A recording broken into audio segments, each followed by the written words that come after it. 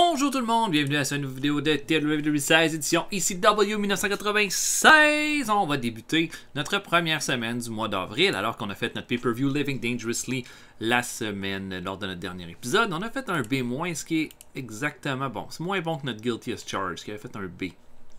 Mais Living Dangerously a été quand même un bon petit succès. 60 000 personnes ont regardé. Bon, c'est moins que CyberSlam. Et c'est moins que... Mais en même temps, on a moins de visibilité en ce moment.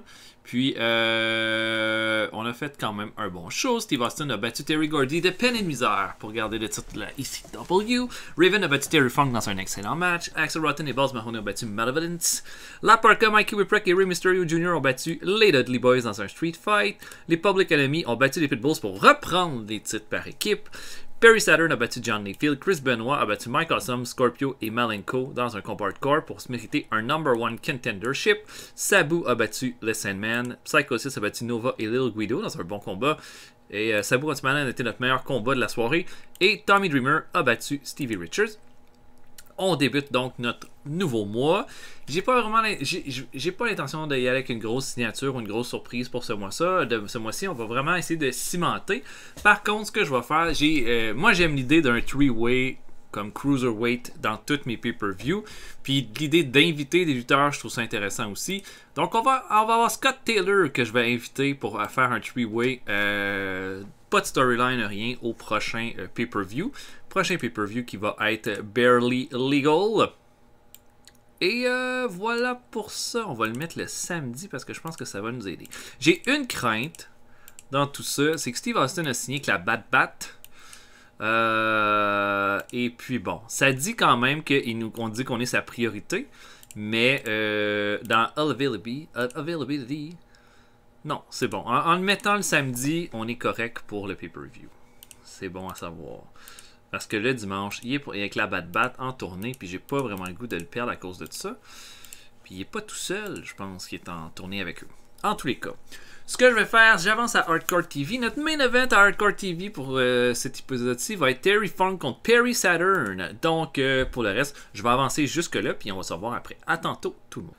Ok, petit update, là, je sais que notre show est ce soir, mais on a Balls Mahoney qui a son contrat qui se termine. On va le re-signer. En ce moment, Balls. Bon, c'est peut-être pas le gars le plus excitant, là, mais ça me fait un bon petit mid-carder, Balls Mahoney. Puis, en ce moment, il est payé 960. Là, il veut 1000. On va retourner à 960 si on peut. On va le payer pour un an à 960. Il veut 990. 990, ça me va. Il y a quand même un bon brawling puis un bon hardcore. C'est un gars qui représente bien la ECW, donc on va le signer. J'avais oublié de parler de nos champions juste rapidement. Champion du monde, c'est toujours Steve Austin. Notre prestige est vraiment haut pour le titre de champion du monde. 2 défenses de titre contre Gordy et Sabu. Et Sandman. Les Public Enemy sont redevenus champions par équipe. Donc, depuis le début de notre partie, c'est la 3e fois qu'ils deviennent champions. Puis Mikey Whipwreck a toujours le titre télé après 9 défenses de titre. Un bon match contre Chris Benoit à CyberSlam a été sa meilleure défense de titre, mais il n'a pas défendu son titre au pay-per-view puisqu'il a participé au combat contre les Dudleys. Et voilà pour ça. On avance au show. Ryan Yu. Ok. C'est ça, là. Scorpio et Mike Awesome ne sont pas disponibles en ce moment. Puis j'ai peur qu'on les ait pas jamais. Ça serait vraiment de la pure merde. Mais tant qu'ils vont être en tournée que leur promotion japonaise. Mettons Dean Malenko. On va essayer de trouver un amigo. Je vais dire avec un gars comme JT Smith. Non. Ok, donc je book Main Event Funk contre Saturn et on se voit après. À tantôt, tout le monde. Ok, on commence en pre-show alors que Balls Mahoney affronte le Rochester Roadblock en pre-show. Donc c'est pas compliqué. Balls Mahoney va faire son Nutcracker Suit à 8 minutes 27 pour la victoire. Performance de C-, c'est bon. C'est juste une question de donner du momentum à nos gars en bas de carte. On a ensuite King Kalua, un autre lutteur local qui affronte Raven. Et c'est un bon match, une performance de C+ pour Raven, tout à fait acceptable. Raven va finir ça avec son DDT à 7 minutes 8. Très bien, mais Raven améliore son performance skill et on va revoir Raven plus tard dans la soirée. Mais on ouvre ça avec Terry Gordy qui se pointe dans le ring. Pas l'air content, hein? Pas l'air content. Il dit que Steve Austin est nowhere to be found ce soir. Où est-il? On ne sait pas. Mais une chose qui est certaine, c'est qu'il doit savoir au fond de lui que c'est Terry qui est passé, qui a été... Il se faisait dominer, détruire, varloper tout le long de la soirée, puis qu'il a juste eu de la chance de le surprendre avec un roll-up pour la victoire parce qu'il sait que sinon il n'aurait jamais pu garder le titre de champion du monde. Puis il dit, Austin, au fin fond de toi, tu le sais que je mérite une autre chance pour le titre. Va falloir que tu l'acceptes et que tu l'assumes. Parce que sinon, moi, je m'en vais nulle part. Et puis je m'en fous que Chris Benoit ait une chance à ton titre. Tu vas m'en donner une. Si c'est toi ou lui, mais moi, ce titre-là, je vais l'avoir autour de la taille avant longtemps. C'est plus pour commencer le show. C'est sûr, c'est pas génial. Je pense que Gordy est pas le meilleur au micro. Peut-être j'aurais été plus gagnant de faire commencer ça avec Austin au lieu de Terry Gordy, mais c'est pas grave. La rivalité par en heat, cependant. Mais voilà, on va construire avec ça. Ok, on a une défense de titre tag team. J.D. Smith et 911. Affrontent les Public Enemies. Donc, une défense de titre pour les Public Enemies. Ça a été mon combat Wild Brawl du pay-per-view. 911 était pas mal fatigué après ça. Avec ce combat-là. C'est sûr que c'est pas mes plus gros brawlers. Là. Mais bon, les Public Enemies vont défendre leur titre avec le drive-by en faisant le pin sur J.T. Smith. Pas grand-chose à dire. C'était plus une question de... J'ai pas mis des combats qui voulaient dire beaucoup dans ce show-là. J'ai surtout mis des combats pour essayer d'établir mes gars comme... C'est bon, je vous donne ce combat-là pour essayer de vous donner un peu de momentum. Donc, J.D. Smith et 911 ne sont pas mauvais ensemble non plus. Donc, voilà. Les Public Enemy gardent leur titre, une défense de titre. Et ensuite, on a un combat style Cruiserweight et c'est un bon résultat. Nova affronte Psycho 6. J'ai pas vraiment rien pour Psycho 6. Je pense que je vais le mettre dans le 3-way Cruiserweight au prochain pay-per-view, mais j'aime ça l'utiliser. Puis j'aime ça qu'il y ait un petit combat là, super compétitif comme Cruiserweight d'une fois de temps en temps dans les shows. Fait que j'ai mis ce combat-là qui dure 9 minutes 38 avec Psycho 6 qui va l'emporter qu'un Sky Twister Press. Psycho 6 c'est bon là. B-. Moi, Psycho 6 il s'en va nulle part. Je le garde. Il y aurait quelque chose de génial que je pourrais faire avec, je suis certain. Donc voilà pour ça. Et notre main event, Terry Funk affronte Perry Saturn. C'est un combat de B-, ce qui fait que c'est pas mauvais. Funk améliore sa technique et son flying skill avec ce combat-là. On s'imagine. Bon, Saturn est un peu en petit push, là, donc on le rend assez compétitif contre Terry Funk. Il va pas assez proche de gagner à quelques occasions, sauf que Funk va le surprendre avec un spinning toe hold à 14 minutes 52. Et Funk va aller chercher la victoire, sauf qu'immédiatement après, là, Raven arrive et le surprend là, avec un coup de chaise ultra stiff derrière la tête et lui fait ensuite un even flow DDT sur la chaise. Funk est complètement ensanglanté. Raven prend le micro puis il dit: je t'ai entendu, Funk. J'ai entendu ce que tu as dit sur moi avant le combat au pay-per-view. Tu penses que tu me rentres dans la tête, tu penses que tu essaies de me donner une leçon, mais t'as pas de leçon à me donner. Les leçons, c'est moi qui vais me les donner pour moi-même. Puis une des premières leçons, c'est que c'est moi qui fais les miennes, mes règles. Toi, t'as rien à voir là-dedans. Puis tu penses que parce que tu m'as battu pendant un mois, tu vas pouvoir continuer de me battre comme ça. Non, non. J'ai jamais abandonné. Jamais de ma vie. Puis j'abandonnerai pas contre toi. Non seulement ça, je suis prêt à le prouver à Barely Legal, alors qu'on va s'affronter dans un I Quit match. Raven drop the mic et quitte. B+ pour ce segment-là. Au final, je pensais pas que j'allais avoir une grosse note, mais j'ai eu un bon show de B-. Fait que ça, c'est quand même bien. Il y a eu un beau crescendo au niveau des notes. Donc, non, c'était parfait. Parfait. Espectro Jr. Ça, c'est un lutteur mexicain pas mémorable. Et là, il va falloir que je regarde si Mike Awesome et Scorpio vont être disponibles pendant le mois. S'ils ne sont pas, là, ça va devenir un peu fâchant. En fait...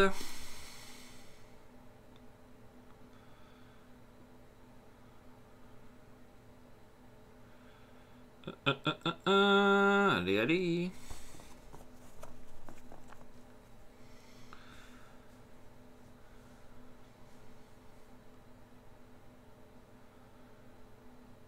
Voyons.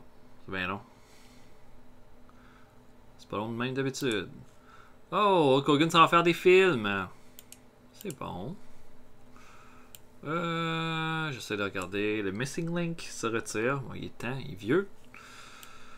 Rien d'autre de mémorable. Oh, l'opinion de Raven, c'est que Nova ne connecte pas avec les fans. Psycho 6 a besoin d'un break. Bon, c'est bon, on va pas ambitionner. Bon. Donc, je vais avoir Scott Taylor pour 1 mois. Ça, c'est bon. Je pense que je vais le garder face. Okay. On va pouvoir s'en servir un petit peu en 1 mois, puis on va juste terminer tout. Il peut être opener en plus, fait que ça va. Ça me va. Je pense que par rapport à Benoit contre Austin, qui est un combat qui va devoir avoir lieu, là, je vais peut-être attendre un petit peu avant. Peut-être pas ce show-là. Là. On pourrait mettre Sabu puis le Sandman, c'est pas terminé, donc on pourrait mettre ça.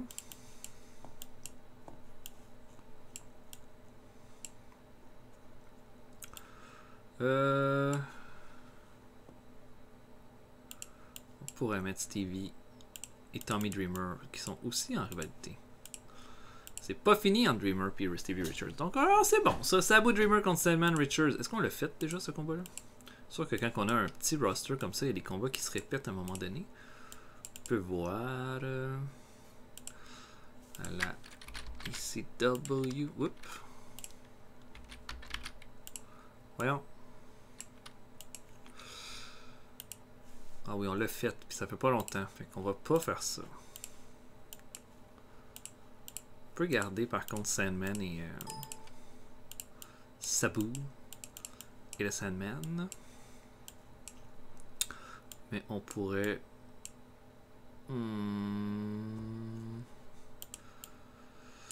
Est-ce que je ferais Steve Austin? On a Rey Mysterio aussi. Je sais pas. Je sais pas.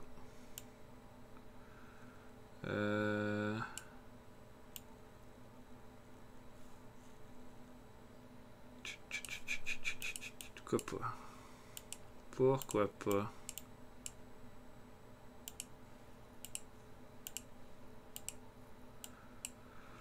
Ça devrait être bon ça. Donc, bon, Scott Taylor, c'est bon. Je vais juste rouler jusqu'au prochain Hardcore TV, puis on va se voir après pour la suite des choses. À tantôt tout le monde. Ok, donc, on n'a pas Sabu ce soir. On n'a pas Mike Awesome, mais on n'a pas Scorpio. Pourquoi on n'a pas Sabu? Ça se peut que ce soit le pay-per-view de la ECW ce soir?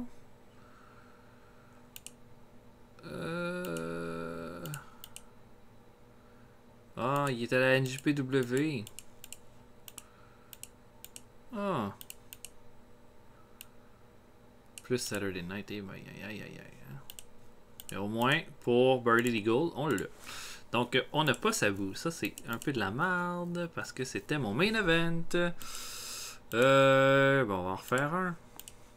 On va refaire un main event, c'est tout. On pourrait avoir Axel Rotten et Paul Mahoney. Contre qui? Faudrait au moins que ce soit des top guys parce que je sais pas, c'est sûr que Rotten et Mahoney c'est pas mes tops. Non, ce sera pas contre les Dudley, c'est trop.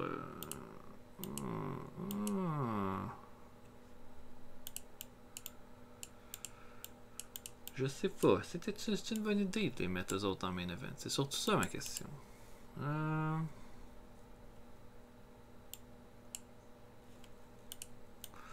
Peut-être Dreamer et Stevie.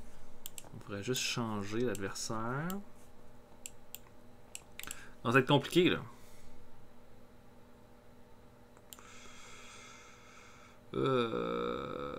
Qui je peux mettre? Pas tant d'options que ça. Hein?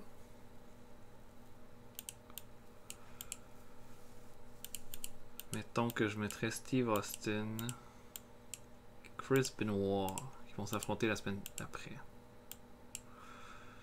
Ok, j'ai mon main event. Donc voilà, je book le show et on se voit après tout le monde. Oh, j'ai des incidents. Attendez un peu, j'ai des incidents. Wow. Avec Johnny Field.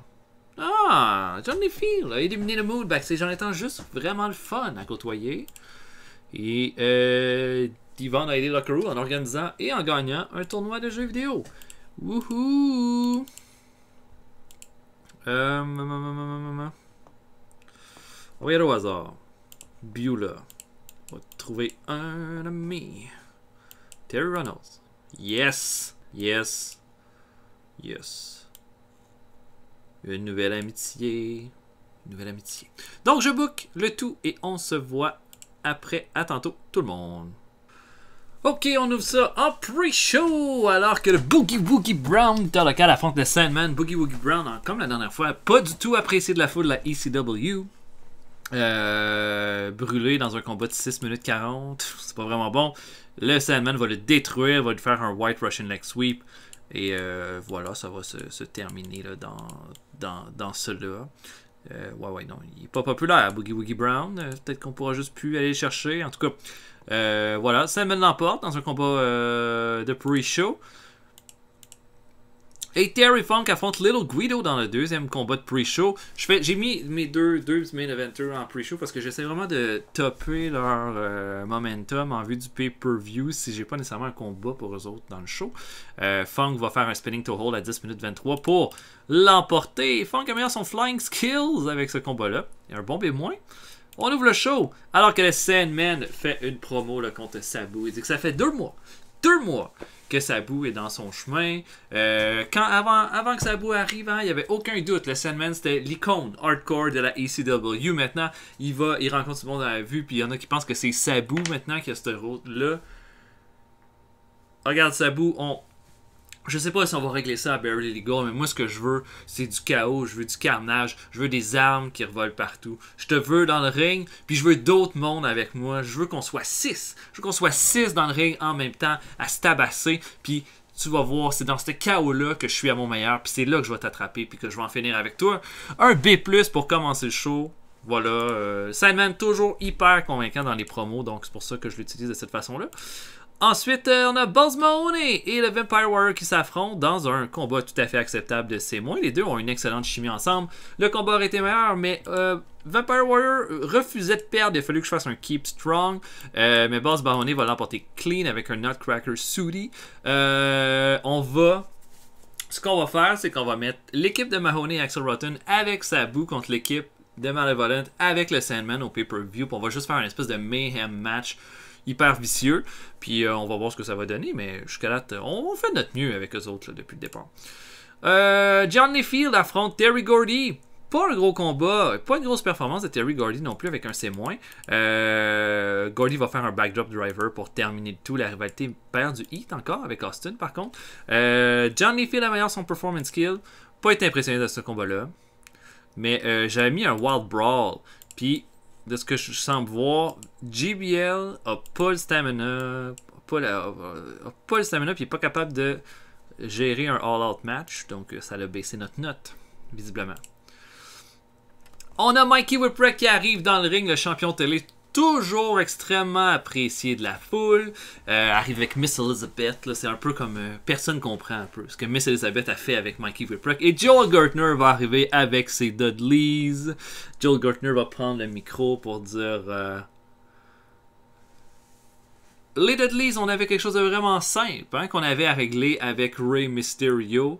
Il semblerait que ça marche plus ça. Ces situations simples-là, elles semblent toujours se compliquer. Puis toi, Mikey Whipwreck, qui avait juste à choisir un adversaire pour défendre ton titre télé, t'as décidé de t'ajouter dans ce combat-là à cause que t'as pas aimé la façon que Big Dick t'a tabassé alors que tu l'as battu lâchement une semaine avant le pay-per-view. Ben, une chose est certaine, on peut peut-être tourner la page avec Rey Mysterio, Mikey, mais on va pas tourner la page avec toi. Ton titre télé, que tu défends, mon Dieu, admirablement bien, tu étais capable de défendre contre plein de gars, mais est-ce que tu penses que tu vas être capable de défendre contre des Dudleys? Pas un Dudleys dans le ring, 2 Dudleys dans le ring, quand Bubba Ray et Devon vont te affronter à Barely Legal pour le titre télé. Est-ce que tu penses que tu vas être capable? Puis d'ailleurs, est-ce que tu penses qu'après que les Dudleys vont avoir détruit, tu penses qu'elle va rester à côté de toi? Et là, Mikey Whipwreck est bien insulté là, de ce qu'il dit là. Miss Elizabeth et tout. Whipwreck veut répondre, sauf que Big Dick Dudley lui attrape la gorge. Il lui fait un choke slam. Boum! Au centre du ring. On termine ça là-dessus. Mikey Whipwreck complètement détruit. Et un bon petit segment de C+. Ça me va. Main event, Austin Dreamer contre Chris Benoit et Stevie Richards. Bon combat. À mon avis, Richards et Benoit avaient besoin d'une victoire dans ce combat-là. Donc, Chris Benoit va faire un diving headbutt sur Tommy Dreamer à travers une table pour l'emporter. Donc, une belle performance de B pour Austin. B pour Austin, c'est la première fois qu'il me fait une grosse note comme ça. Mais B- pour Benoit, C+ pour Dreamer, C- pour Stevie Richards. Steve Austin améliore son performance skill. J'ai mis un slow build en plus pour ce match-là. Je pense que ça l'a ajouté un peu. Mais un bon petit B-. J'aime bien. On augmente notre popularité dans 3 régions. Bon petit show. C'est ça. Puis là, je me dis, est-ce que le prochain show, je fais Austin contre Benoit ou j'attends un peu? J'attends la 4e semaine avant le pay-per-view pour le faire. Je sais bien pas. Je le sais bien pas. C'était NJPW Battle Formation. Oh oui, c'est vrai, Steiner s'est rendu le champion de la NJPW. Et le Last Stand. Le Last Stand. Ah, Sabu a été avec eux autres hier. C'était leur gros pay-per-view. L'équipe de Last Stand, c'est Ultimo Dragon et Shinjiro Tani. Wow! Belle équipe. Bon, Steinman a besoin d'un break. J'ai quand même donné un combat contre Boogie Woogie Brown. Ok. Hardcore TV, je pense, a fait un bon. Le show was awesome. On peut regarder un petit peu les. Comme pour nos. Bon, j'ai pas mes. On a fait .11 au dernier show. C'est une augmentation parce qu'on avait baissé là, de jusqu'à .9. Mais là, je pense qu'on a monté un petit peu. On faisait du .13 puis du .12 quand on avait notre autre poste de télé, quand on a commencé la partie. Fait que c'est pas si mal si on est capable d'aller chercher un peu plus. Peut-être. Aïe, qu'est-ce que je mettrais en main event au prochain show?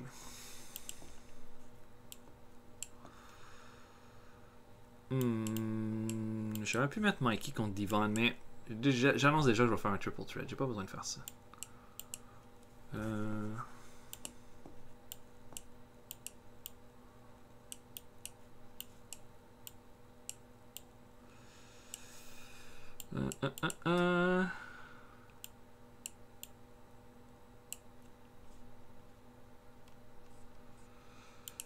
Je sais pas.